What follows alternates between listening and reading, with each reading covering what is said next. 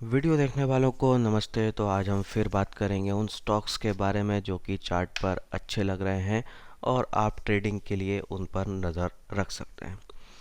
तो नए स्टॉक्स पर बात करने से पहले हम बात करेंगे पिछले हफ्ते के स्टॉक्स जिन पर हमने बात की थी। तो हमने पिछले हफ्ते बात की थी नियोजन केमिकल के बारे में। तो इस शेयर ने बहुत बढ़िया तेज़ी दिखाई है, करीब 18% जो है ऊपर जो है ये एक हफ्ते में हुआ है।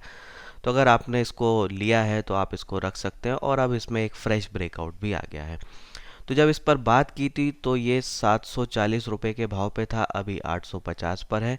तो आपकी अगर पोजीशन हो तो अब आपका स्टॉप लॉस जो है वो रिवाइज हो जाना चाहिए 760 के करीब, और फ्रेश टारगेट जो है आपको मिल जाएंगे।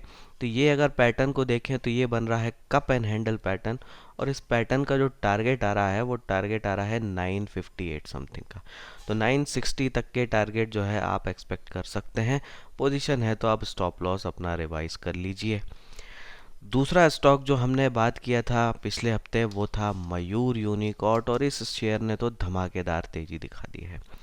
तो बहुत बढ़िया मूवमेंट जो है इसका हुआ है। तो इसकी अगर हमने शुरुआत में बात की थी जब ये 300 रुपये पर था, और अभी जो है 440 के पास है, और हाई जो है इसने बनाया था वो 474 का।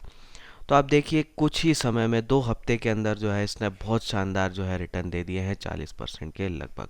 तो बहुत शानदार मूवमेंट जो है यहाँ पे रहा है। पोजीशन आपने ली हो तो आप जो है अपने स्टॉप लॉस को रिवाइज कर सकते हैं। अगला स्टॉक जिसके बारे में हमने पहले बात की थी वो है ऑलसेक। तो ये भी ब्रेकआउट दिया है और इसने भी तेज़ी दिखाई है।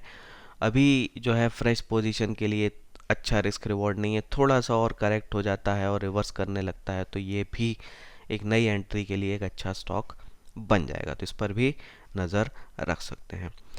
अब जो है आने वाले समय में कौन से स्टॉक अच्छा कर सकते हैं उस पर बात करते हैं, कुछ नए स्टॉक्स पर लेते हैं। तो पेपर स्टॉक्स जो है उन पर आप विशेष नज़र रख सकते हैं, क्योंकि अब स्कूल कॉलेज जो है नॉर्मलाइज होने लगे हैं तो पेपर की डिमांड जो है वापस आएगी। तो यहाँ पे एक तेज़ी वापस बन सकती है। तो कुछ शेयर्स की बात करते हैं। तो पहला मैं ले रहा हूँ रुचिरा पेपर। तो ये मैंने लिया है रुचिरा पेपर का शेयर। तो यहाँ अगर मैं इसके वीकली चार्ट को देखूँ तो एक मजबूत रेजिस्टेंस इसका बनता है 72 के लेवल पे। 72 को अगर ये पार करता है तो अच्छी खासी तेज़ी इसमें हो जाएगी। फिलहाल अगर हम चार्ट देखें तो इस हफ्ते बनी है बुलिश एनगल्फिंग कैंडल, और ये भी अच्छी खासी वॉल्यूम के साथ बनी है। तो यहाँ पे एक छोटा रिस्क रिवॉर्ड आपका बनता है। तो स्टॉप लॉस समवेयर अराउंड 56 का आपका बनता है, और एक जो नियर टर्म रेजिस्टेंस है वो आपका टारगेट 70 के करीब बनता है। 70 अगर क्रॉस हो जाता है तो फिर और भी ज़्यादा बड़ी तेज़ी जो है 90 से 100 तक की यहाँ पे हो सकती है। इस पर जो है नज़र रखी जा सकती है। अगला पेपर स्टॉक ले लेते हैं वेस्ट कोस्ट पेपर। तो इसका भी चार्ट बहुत बढ़िया है, वॉल्यूम बहुत बढ़िया रही है, और अगर हम देखें यहाँ पे इसने एक अपने रेजिस्टेंस को पार किया है अच्छी वॉल्यूम के साथ। तो ये भी आने वाले समय में हो सकता है कि 250 के लेवल तक जाए। अच्छा ब्रेकआउट है, वॉल्यूम भी बढ़िया रही है, तो इस पर भी नज़र आप रख सकते हैं। एक स्टॉक और ले लेता हूँ मैं स्टार पेपर का। तो उसको देखते हैं। ये स्टार पेपर तो सिमिलर सा पैटर्न बन रहा है इसमें भी, पर ब्रेकआउट अभी हुआ नहीं है। वॉल्यूम थोड़ी सी बढ़ने लगी है जो इंडिकेट कर रही है कि ब्रेकआउट आ सकता है। इस पर भी नज़र रखी जा सकती है। एक स्टॉक और ले लेता हूँ पेपर वाला नार अग्रवाल। तो यहाँ पे भी देखें एक inverse head and shoulder pattern बना हुआ है, वॉल्यूम बहुत बढ़िया रही है। अगला रेजिस्टेंस जो है इसका बनता है 290 का। तो वहाँ तक जो है पॉसिबली जा सकता है अगर ये 243 के ऊपर कोई बढ़िया सा क्लोज देता है। तो इस पर भी नज़र आप रख सकते हैं। तो जितने भी पेपर स्टॉक्स की बात की है उसमें से रुचिरा में मेरा पर्सनल इन्वेस्टमेंट है, जो कि अभी मैंने पिछले फ्राइडे को ही जो है इसको लिया था। फिर कुछ मीडिया स्टॉक्स पर आते हैं जो कि अच्छा कर सकते हैं, क्योंकि यहाँ पे भी जो कोरोना ने डैमेज किया था एड रेवेन्यू का वो अब नॉर्मल हो सकता है। तो पहला स्टॉक मैं ले रहा हूँ जागरण प्रकाशन। तो ये जो है जागरण नई दुनिया नाम से अखबार इसके चलते हैं। अगर आप पिछले वीक की वॉल्यूम देखें, बहुत शानदार वॉल्यूम थी। अच्छी वॉल्यूम के साथ जो है अपने वीकली हाई के ऊपर जो है ये क्लोज हुआ है। तो सब कुछ यहाँ ठीक ठाक रहा, इसके ऊपर मेंटेन रहा तो ये भी 20-25 रुपए की तेज़ी दिखा सकता है। तो इस पर नज़र बनाए रखिए, बढ़िया स्टॉक दिख रहा है चार्ट पर। फिर टीवी टुडे को हम ले लेते हैं, इसमें भी बढ़िया सा पैटर्न देख रहा है। तो आप देखिए एक रेजिस्टेंस को क्रॉस किया है और उसके ऊपर सस्टेन कर रहा है। तो यहीं सस्टेन करता रहता है, यानी कि 240 के ऊपर जब तक है तब तक हम कह सकते हैं कि ये स्ट्रॉन्ग है और पॉसिबिलिटी है कि ये 300 तक भी जा सकता है। तो एक प्रॉपर स्टॉप लॉस के साथ इसको भी देखा जा सकता है। फाइनली कुछ फाइनेंस कंपनी के हम बात करते हैं, तो एक मैं लेता हूँ मुथूट फाइनेंस, जिसकी हमने पहले भी बात की है। मुथूट फाइनेंस को देखें तो ब्रेकआउट पर खड़ा हुआ है, एक फ्लैग बन रहा है यहाँ पे। ये फ्लैग का ब्रेकआउट होता है तो अच्छी खासी तेजी हो सकती है। इस वीक हल्का सा गिरा है पर वॉल्यूम बड़ी मामूली रही है, और पिछले वीक जो बड़ा है तब वॉल्यूम काफ़ी अच्छी थी। तो इस पर भी आप जो है नज़र रख सकते हैं। अगला स्टॉक फिर से ले रहा हूँ मैं कैनफिन होम्स। ये भी बिल्कुल ऑलमोस्ट ब्रेकआउट पर खड़ा हुआ है, अच्छी ब्रेकआउट जोन पे है। ये भी कोई 520 525 के ऊपर कोई वीकली क्लोज आता है तो बड़ी तेज़ी जो है इसमें हो सकती है। तो इस पर भी नज़र आप बनाए रखें।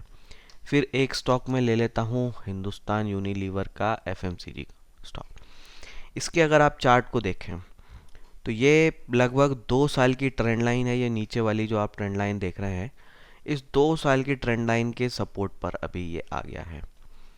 ये वीकली चार्ट है। अगर मैं डेली चार्ट पे आ जाऊँ तो डेली में आप देखिए यहाँ पे एक रिवर्सल कैंडल बनी है जो कि बता रही है कि यहाँ से रिवर्स कर सकता है।